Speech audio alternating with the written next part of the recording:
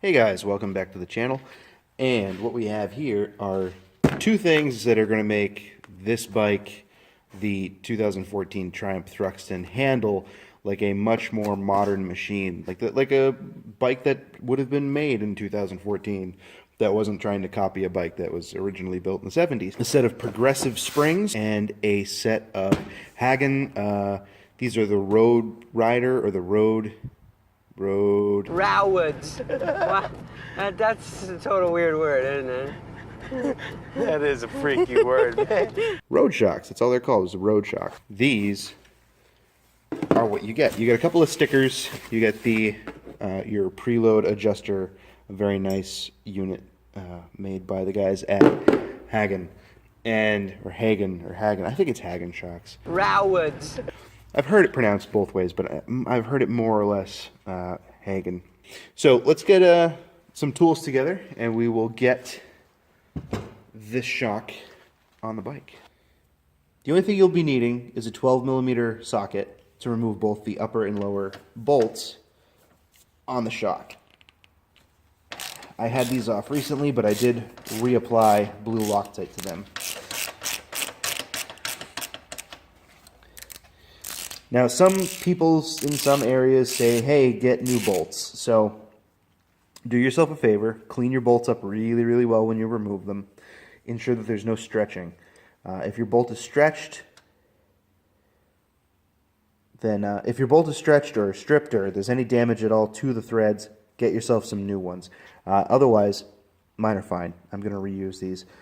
I'm just going to reapply new blue Loctite to them. You may not be able to get to this lower bolt as easily with the stock exhaust in the way. You'll actually have to use a open and boxed end wrench or a gear wrench or something like that. Luckily, with my aftermarket exhaust, this fits directly under it. I can get right on it.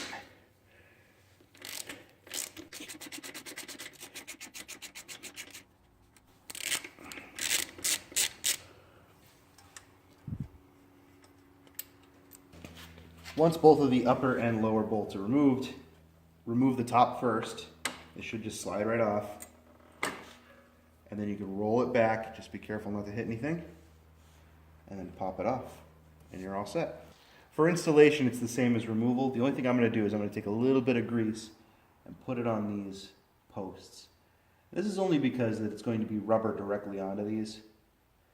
I don't want them to squeak. I don't want them to bind up. And this grease should not deteriorate the rubber over time. And in on the bottom, up and in.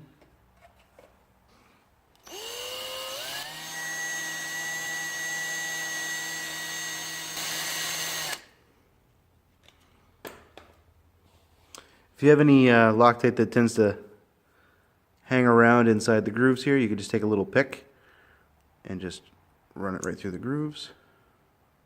Try not to stab yourself with it. Make sure it's all cleaned up. That's pretty clean. This is actually ready for new Loctite.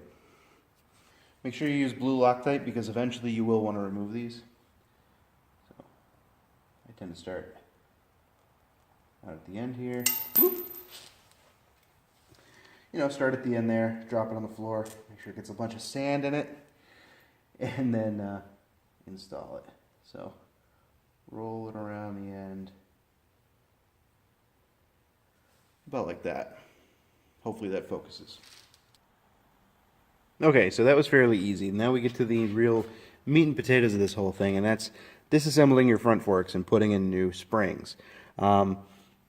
Progressive does a really good job of describing to you exactly what these springs are going to be doing, what they improve upon your stock suspension, and guidelines as to how to install these. I've looked up the specs on the Triumph Thruxton, and their main concern is that you have the right amount of oil in the fork. The thing about the Triumph Thruxton is that it also has adjustable preload caps on the forks. So this requires that you make a 2.5-inch spacer, and 0.1 stock spacers may be shortened to fit. Now in this kit from Progressive, You get the 2 springs, you get 2 washers to go in between the spring and the spacer, and you get a piece of PVC. And this piece of PVC is what you're going to cut to make your spacer. So I can just cut 2.5 inch spacers out of this sucker, and we'll be all set. And I think that's what we're going to do. But the first thing we want to do is disassemble everything on the bike. Now what I like to do is make sure the tank is covered, because you are going to have to take off the handlebars for this whole operation here. You're also going to have to loosen the upper and lower fork mount, the triple tree mounts. The upper has this little decorative cap on it, as does the other side, as do the mounts up here, way up here, for the handlebars. So just take a really thin bladed flat screwdriver, get behind them, and pop them loose. They should come right off like that. Set them aside. You don't want to lose these. You may want to lose these, I don't know. They're kind of just a little decorative piece that the factory puts in there. The next thing we're going to do is loosen and remove the handlebars and put them onto the tank to get them out of the way, because we need to have access to this nut here. This is the top nut in the fork. Here's a little bit better view. So those are your top nuts on the forks. As you can see, I've put tape around them because these are made out of aluminum and they're extremely fragile. So when I put the wrench on these and start taking them off, I don't want to mar or crush any of the sharp edges that are on the bolts. So I put a little bit of thin masking tape around them, just in preparation of removing them. The preload settings, once I take them out, I'm going to bottom out all the way before I put them back in. And that should be easy. I'll show you guys how to do that too. The whole thing is we want to remove the handlebars and we want to loosen up the top triple clamp, because the top triple clamp actually puts tension around the threads. So I don't want to try to loosen these with it fully clamped in. This clamp down here should be plenty enough to hold that entire shock in place, so that way we can actually loosen up that top nut. So let's get removing the handlebars, and then we'll get to removing the top nuts.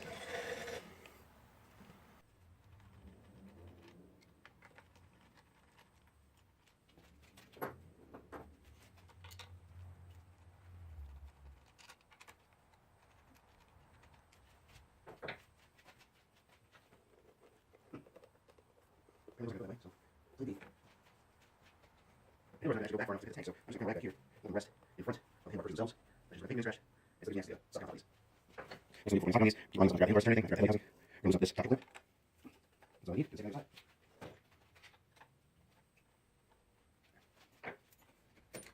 Really weird using big tools. I'm using big tools that I exert power on these things. It's very cool. I'm very careful when I line up the nut. It's not snip. I'm going to take all the way up, so I pass it over.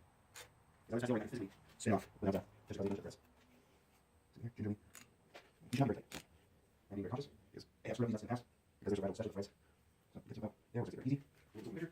And then now you're finding spring. So there's spring tension pushing out on this. Now, we'll just maybe release all the preload that I could. Right now, actually manually turn this preload adjuster. Start to see better. I can spin this all the way up now. Take as much preload off the spring as I can. There, completely bottom that and actually wiggle the whole nut inside of the shock. So now I'm not have any pressure from the spring. Yeah, that's awesome. That came out way easier, but as you can see, this will focus. There's a bunch of little hairs on this, and those hairs are actually, see right there, there's a little hair. That's actually parts of the threads. So again, you have to be very, very careful with these. And see, that's what I mean by how you'll mar these up. Just that socket biting on there will cut into these. So that's why you want to make sure you tape these up, or tape your tool up, or whatever you're going to use to remove these. Tape it. Moving the front brakes easy enough. You have a couple of 12 mil right here. Simply break those loose. Those are Loctited in, so you'll have a nice satisfying pop when they come off.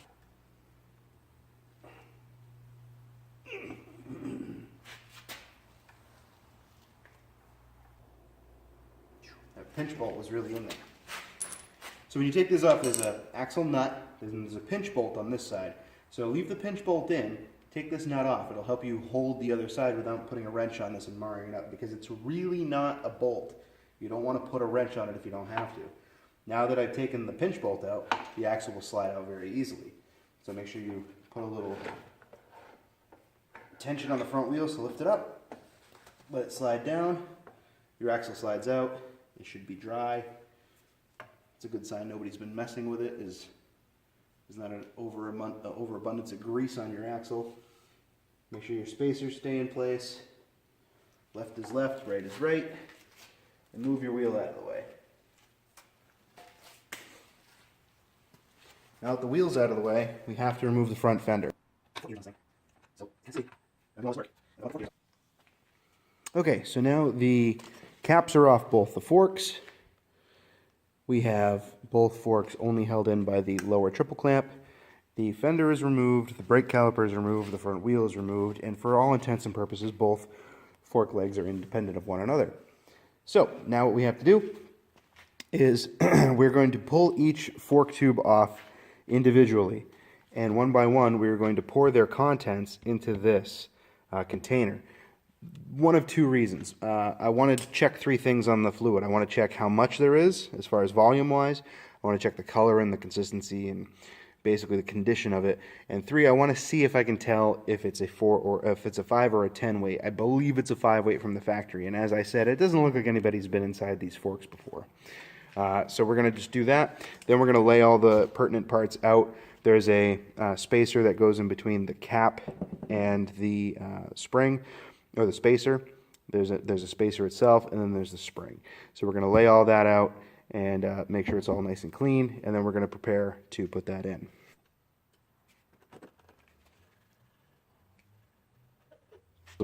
It has a steel spacer, so you need a spacer.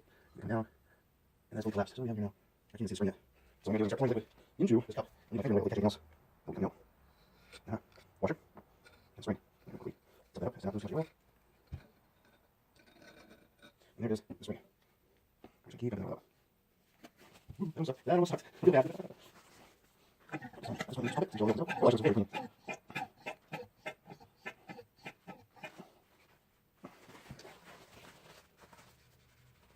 So now what we have to do is do the same thing to the other fork. We're going to drain it, pull its guts out, and then just inspect the internals and make sure everything's good. Okay, so first things first, we've measured out 400 milliliters of the new fork oil, which we're going with a 10 weight oil, of course. I say of course like there was any other option. And we're just going to pour it down into the shock.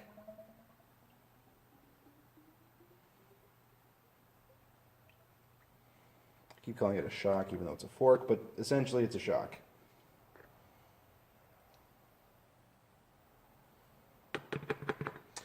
Now what we're going to do is we're going to work it up and down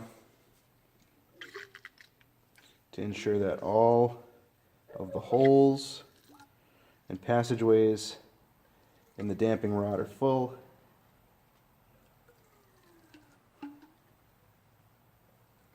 You get all that air out of there. When you hear that fart noise, that means there's a lot of air still in the shock. And you don't want to do this too quickly.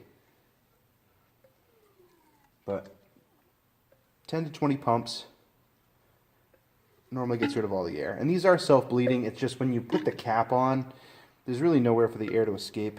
So it takes a little bit longer. But a couple of miles of rigorous riding will get these bled out pretty quickly. Okay, so I have a piece of just steel here that I put a thin piece of tape on. You can put a thick piece of tape, a thin piece of tape, it doesn't really matter. The only reason I'm doing that is for contrast, so I can see what's going on when I actually dip this in the fork tube. So what we can do is take this rod, make sure it's very clean, as I made sure this was clean, and we're going to just dunk it in the fork. Make sure it's submerged in the oil. As it's submerged in the oil, you're going to come across the top and make a line where the top of the fork is. Just go off the side here. Then you can quickly remove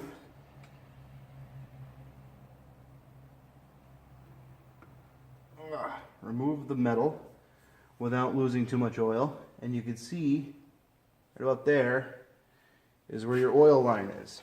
This distance is what we're concerned about. So we're right smack at 5.5 inches.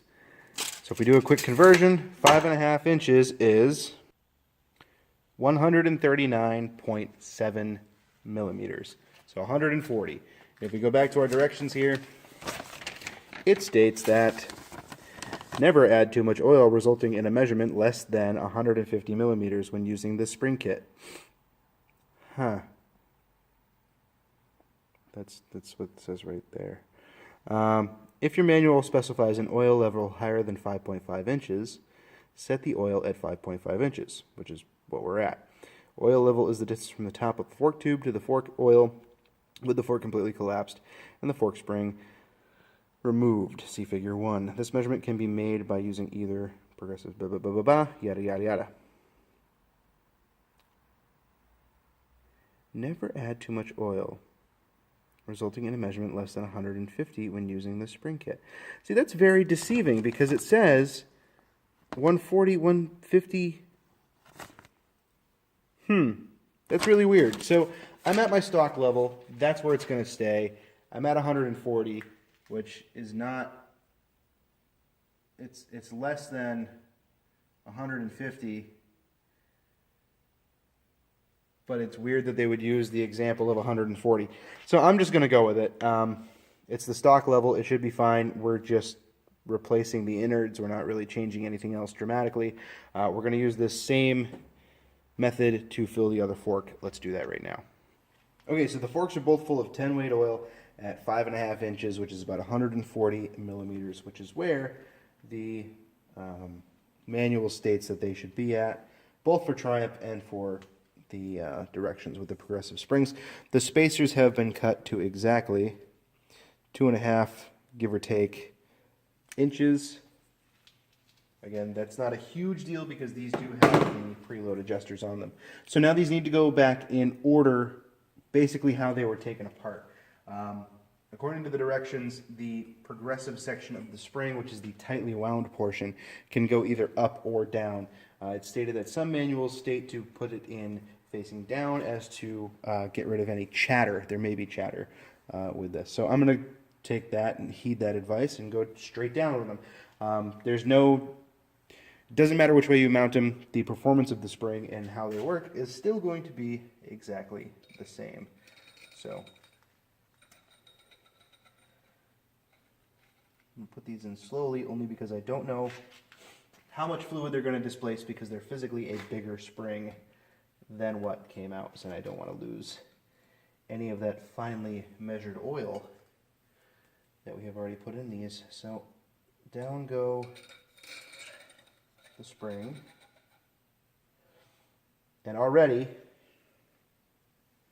you can tell there's a difference because now the spring actually pokes up out of the shock body. So what we're going to do is we're going to work this shock body up around the spring, sort of like so. We're going to put the supplied washer in, the one that came from the Progressive kit, in on top of the spring. It will get off my finger. Down in there. And then our newly cut spacer, I'm going to put in with the cut side down for no real apparent reason. It's just that's what I want to do. And now you can actually see we are at the top of the threads, and now that final spacer is going in. So now we're actually going to have resistance when we go to put this fork cap on. I'm going to push down and twist in one motion. It's really hard to do this and kind of show you exactly what I'm doing, but down and twist, and it will help. Actually, it will help a lot if you put a rag down and you spin the fork on the ground instead of spinning the cap to the fork. So if you get this to kind of feel the threads and then start spinning the fork, you're going to have to lift the fork to the cap.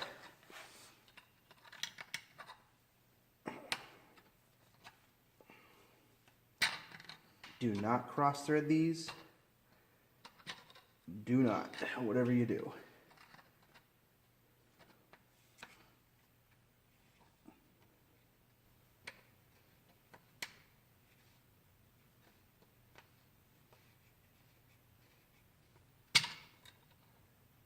I keep feeling it grab, but it's not wanting to take. So I'm going to go the old-fashioned method and hold it down as tight as I can and go backwards until I feel the thread skip. And then start screwing it in. And I got it right there the first time.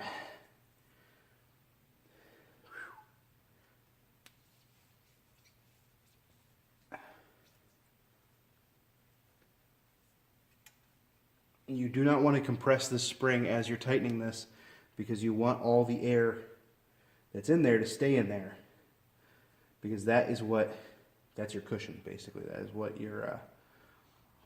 that's what your suspension is banking on in order to function properly.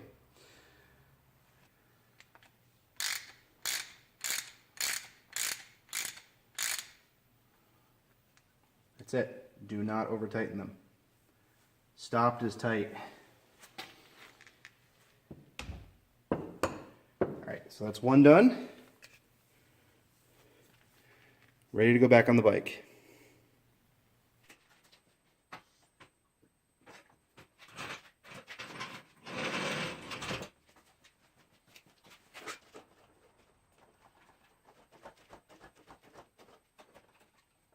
I have about 25 millimeters of sag in the back and about 35 millimeters of sag in the front, which puts me almost at the end of my adjustment on my preload adjustments on the front.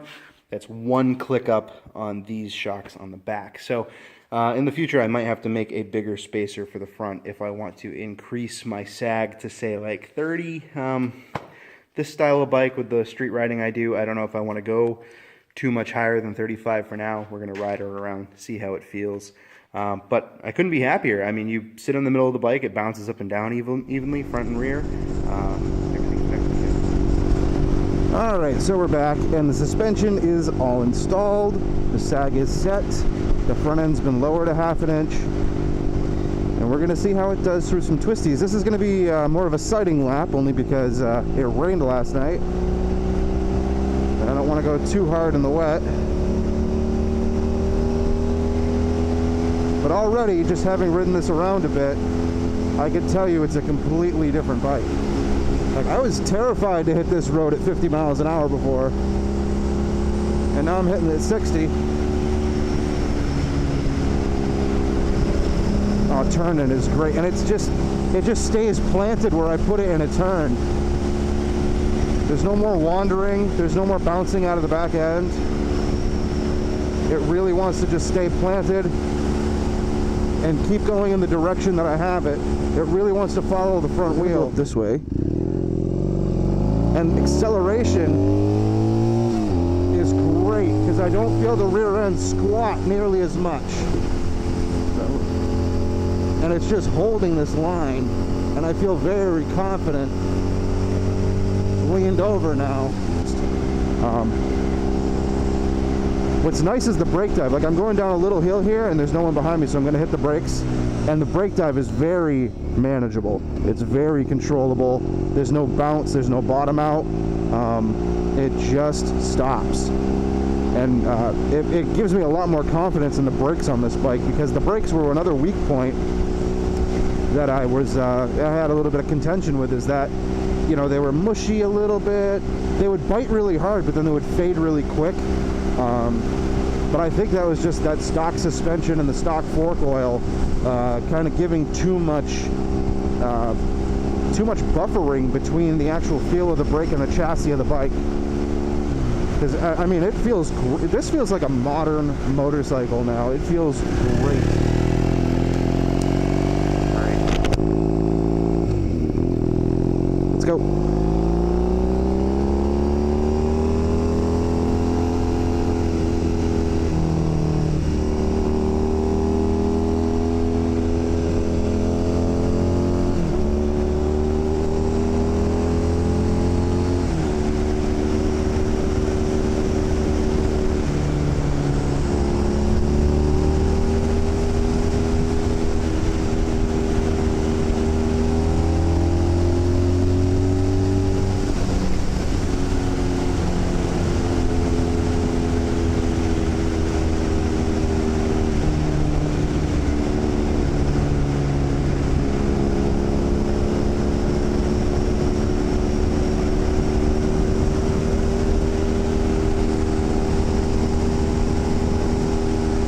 This is so much better. So much better.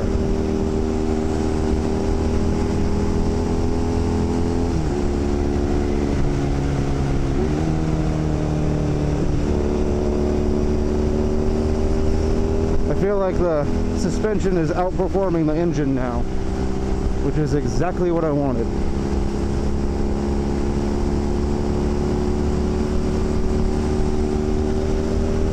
Oh, that was like a breeze. It was like I wasn't even trying. That's awesome. Woo-hoo-hoo. Wet road.